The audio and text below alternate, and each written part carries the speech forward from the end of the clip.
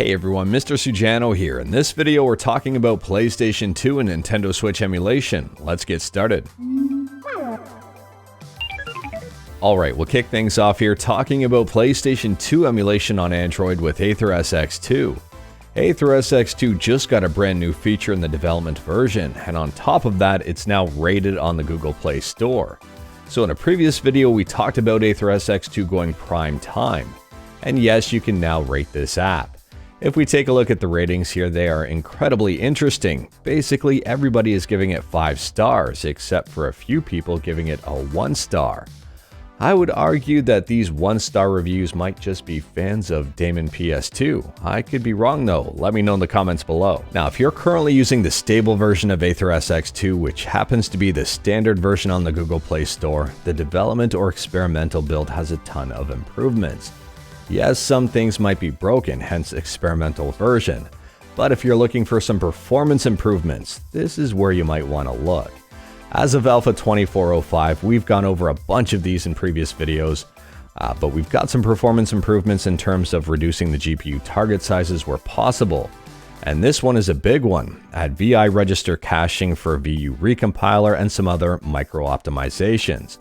And that results in a 5 to 10% performance boost in some games. Halrith has also exposed controller dead zone settings, exposed all half bottom override and half pixel offset modes, and show which automatic fixes are disabled when manual hardware fixes are enabled. This might be handy if you are tweaking games trying to get the best performance for your phone possible. On top of that, Halrith has added a pretty nifty new feature.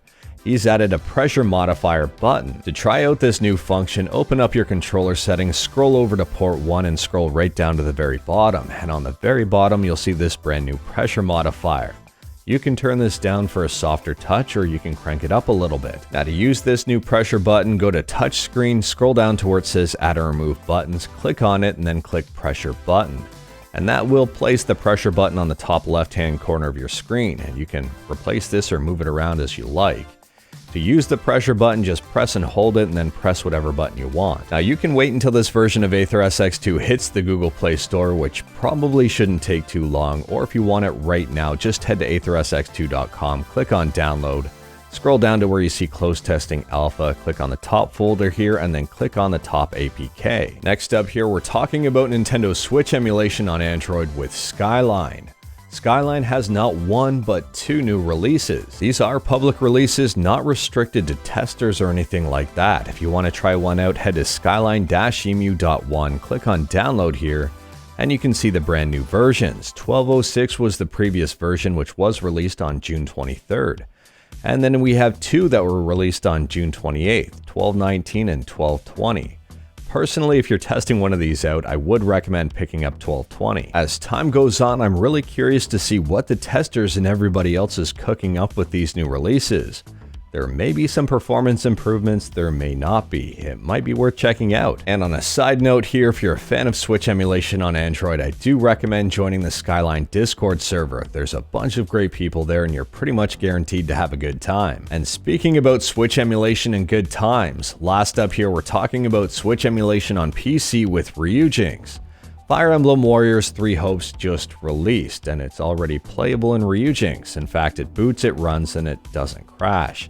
So if you've got a Switch, got a copy of Fire Emblem Warriors and wanted to play it in Ryujinx, it doesn't seem like it'll be an issue. But anyways, that is all I've got for you in this one. Straight to the point, all stuff and no fluff. Let me know your thoughts about anything we talked about today in the comments below, whether it was AetherSX2, Ryujinx, or Skyline. Let me know in the comments below. If you like this video, leave a like. If you didn't like this video, leave a like. Hit that subscribe button, check out my other videos, don't tempt fate, save your state.